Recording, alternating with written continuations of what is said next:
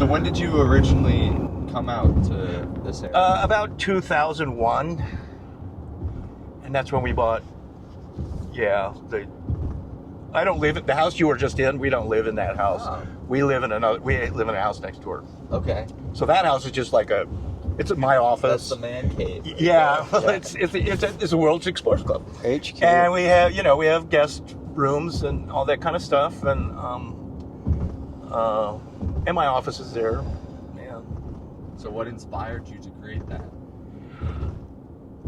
Well, we have a magazine too called the World Explorers Club. So we created this magazine back in the late 80s. Well, it was kind of modeled after another group that were in Denver at the time called the South American Explorers Club. Okay. And so we decided, we kind of liked that whole thing, and they had a clubhouse in Lima and then one in Quito in Ecuador. And I would go there, and it was a library and stuff, and I just kind of thought, oh, this is cool. We should, we'll create the World Explorers Club. But, and it's, pool tables, pinball games, dartboards, just a fun place to hang out. Yeah. How long has the World Explorers Club been, the clubhouse been in operation? Well, we have one in Illinois too, see. We also live in Illinois and have 2 houses there, plus we have a warehouse and a bookstore. William's been there. Mm-hmm. David has a publishing company. Yeah, so I have a publishing company, and we publish books, and we publish a magazine. So we have about 1,000 members of the World Explorers Club, and they all get the magazine, which comes out 3 times a year. I'll give you a magazine when we go back. Yeah. Do you find a geographical area more dense? Do you have more people in the United States, members in the United States? Well, yeah, they're mainly Americans who are at some Canadians and Australian and British and stuff.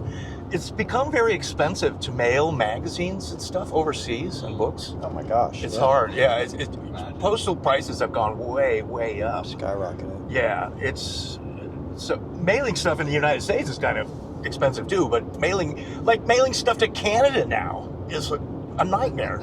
It would cost us almost $20 to mail a fucking magazine to crazy. Canada. Yeah, we're just like shit, and we have people in Australia and Britain and stuff who order books from us, but they have to pay like $40, shipping. It's You gotta have a good magazine for that. Well, yeah, and these are books, so we're selling books to people too. Yeah, it's harder and harder to deal with foreigners and actually send them stuff. So actually, right now we actually just email a PDF of the magazine to Canadians and foreigners. We don't actually try and send them the actual magazine. Tariffs apply to books? What's that? Do tariffs apply to books? In the United States, no. You never know with Trump what he's doing, but books and handicrafts are basically tax-free. Okay. Guitars aren't. Pinball machines and guitars, Not so much. yeah, are taxed. When did you two meet each other? I would say 1996 Chicago Book Fair. Chicago Book Fair. And you were there with A bookshop. well, you were there with I wasn't with Nick Begich. you were Nick Begich then, I think. No. I thought that's where we first met. Maybe. I thought it was. I met there because I worked at a metaphysical bookshop and they sent me there, whatever. Oh, is that right? Okay. Yeah. Was that before you had written any books then? I had already written one. Which one? The Peacemaker and the Key of Life. Okay, the Peacemaker, but that was... Nick did publish Nick published that. So that. that was 97 that he published that. And I think it might have been 97 when I went to the book fair. 96, 97, something like that. Okay. Long time. Long time. Yeah, it used to be that every year around early June, there would be a book fair and it was In Chicago. yeah. Well, it would be in ABA, different right? cities. Yeah, they called it the ABA, and it American would sometimes Book be in Association. Chicago, often in New York. Yeah. They did it in D.C. and Yeah, they did it in New Denver. Orleans. They did it in Los Angeles. And back then, everyone would go to these book fairs, but this was before Amazon. Oh, yeah. Okay. It's before the internet. Yeah, and so and bookstores and everybody would go there, and you'd walk around, and it was a big deal. Yeah. But then, starting around 2008 or so, yeah, That all shit. it all shifted. And of course, I knew who David was. It's like, this is David Hatcher Childress. He wrote all the Lost Cities books. Yeah. Yeah, South America, and I was on Mediterranean. TV back in the '90s too. Were you? Well, there was a show called Sightings on Fox. Oh, okay. There was a couple of different shows. Yeah. That, they did.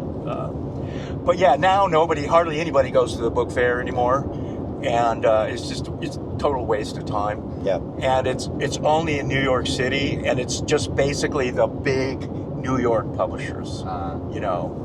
Whatever, Simon and Schuster, and a lot of kind of academic publishers and stuff. But even our distributor doesn't even go anymore. They're just like, Everybody's now gone towards the digital. and books. Unfortunately, there's not that many bookstores out there either. All right. Barnes and Nobles is, about the only chain left, and they're struggling and closing bookstores. There's also in the South. There's a small chain called Books A Million. I was about to say. Oh, yeah, Books A Million. I forgot about I'm that. from North Carolina. Yeah, all right, I yeah. grew up going to Books A Million. Right Books A on. Million, right? Yeah. And that still kind of exists. I think they're based out of Alabama or something, Something like that. or Georgia, maybe. I'm not sure. But yeah, the book industry has changed a lot, and Amazon really put a lot of bookstores out of business. Brutal. I mean, you can buy our books from Amazon cheaper than you can get them from us. Because we can't discount things or give people free shipping. Yeah. So that's. Jeffy B has built quite the infrastructure to make sure everything can get anywhere. I remember my brother lives in Seattle, and I remember him calling me to tell me one time. He said, "Oh, do you know that the biggest bookstore in the world is just opened in Seattle? It's called Amazon." And I was like, "No, what's that?" And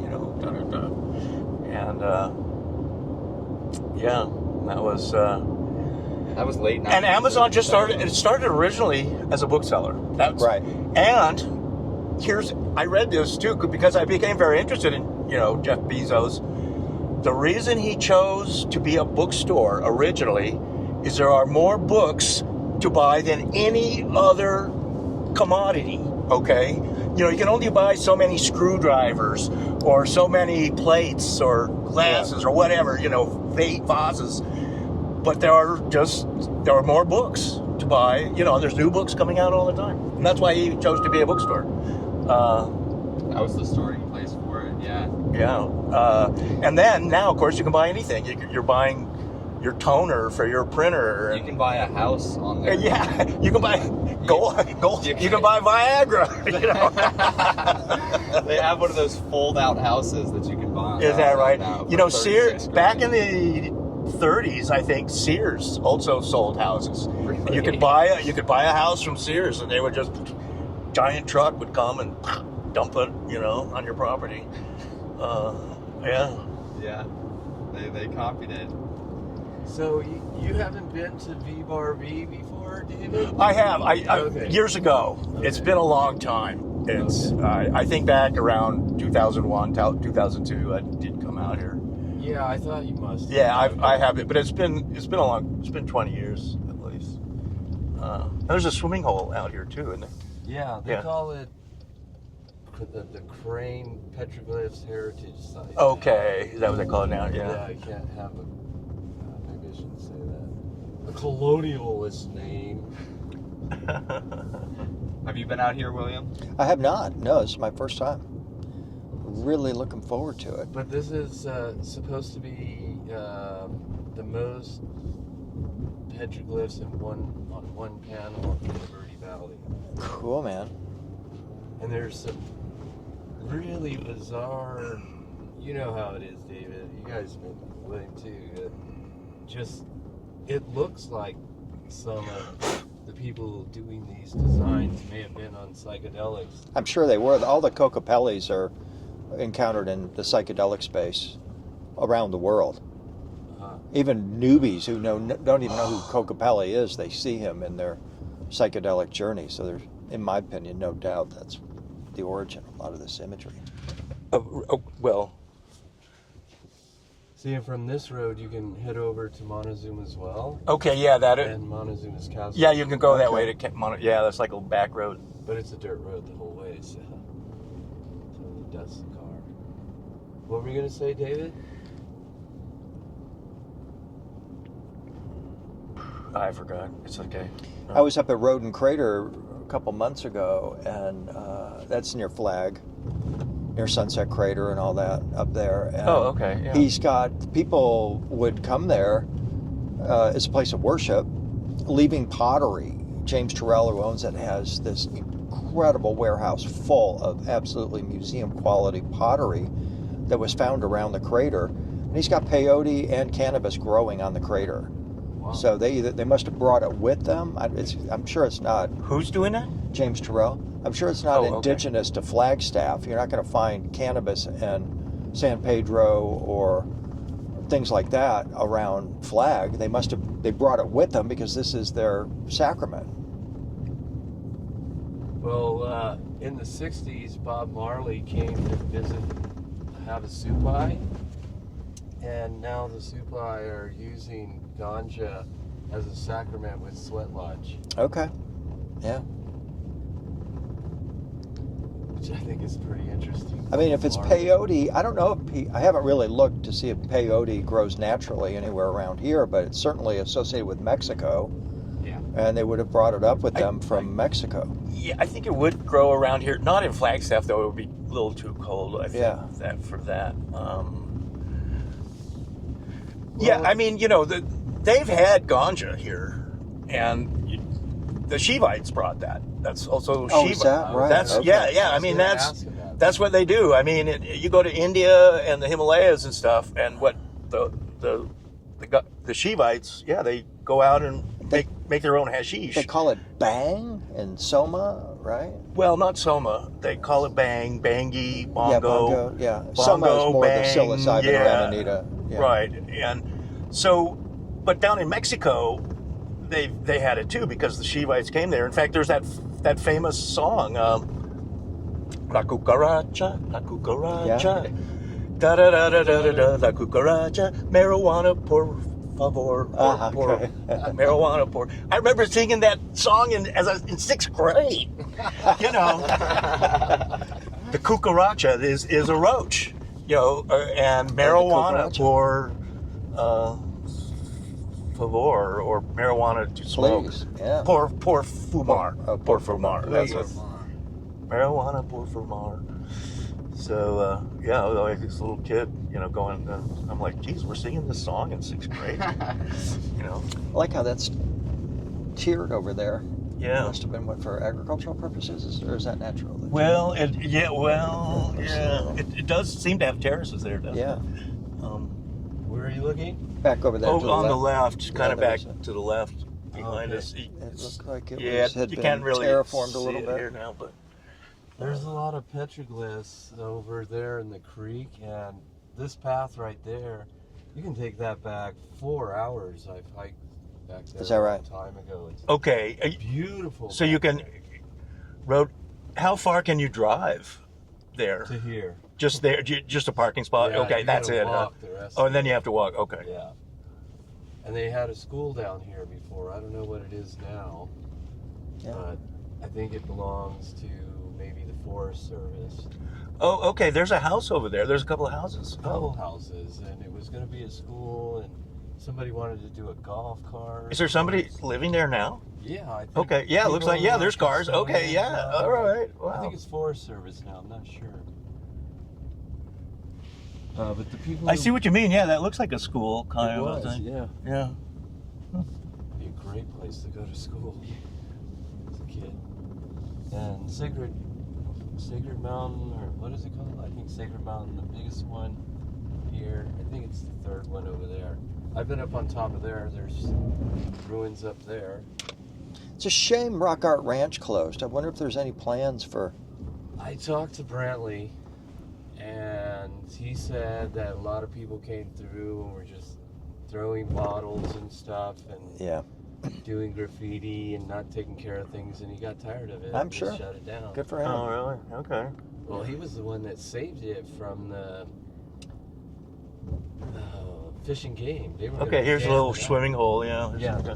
Oh, is there? Okay. Well, you said, I think you told me that if I wanted to go there, that you could have kind of arranged to I think go there. on the tour, I'm going to try to. Oh, see that if would be he'll open it amazing, up man. For our tour, I would I can't love to go back to that guarantee it. place. Guarantee it, but I got to see like a tiny part of it when I was there with Giorgio.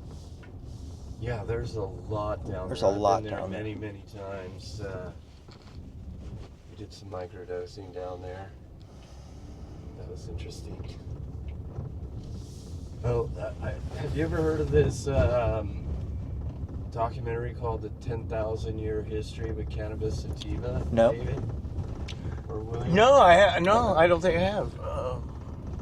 It talks about cannabis sativa all over the world, and like says that it was really integrated into civilization over 10,000 years of being like an active partner with civilization. Oh, Yeah, I think it was the Watchers that introduced it. I think it was native to Earth. Sitchin said it was brought here by the Anunnaki. I'm not sure about that. But I think what they discovered was the endocannabinoid system within our neurosecretory system. Cannabis is a key. It Wow. unlocks this whole system that releases joy, healing, you know, there's creativity. a Shiva statue that supposedly goes back to 20,000 BC. And Shiva, what Shiva does is famously, he's on Mount Kailash in Tibet, and he holds a chillum in one hand. I mean, he's up there smoking marijuana. 24/7. Yeah, I mean that's what he does. And in fact, Seriously, when literally. you fire up a chillum in Nepal or India or something and are smoking it, before you take a hit, you say Bom Shankar. That's another name for Shiva. So you're basically saying I salute Shiva, and then you're taking your hit. So so Shiva is really the origin of all that. And I mean throughout India, particularly and Nepal, alcohol is often forbidden, but not smoking marijuana. Right on. I mean, it's completely illegal there. They have government shops. Yeah, and Gujarat, You know. completely.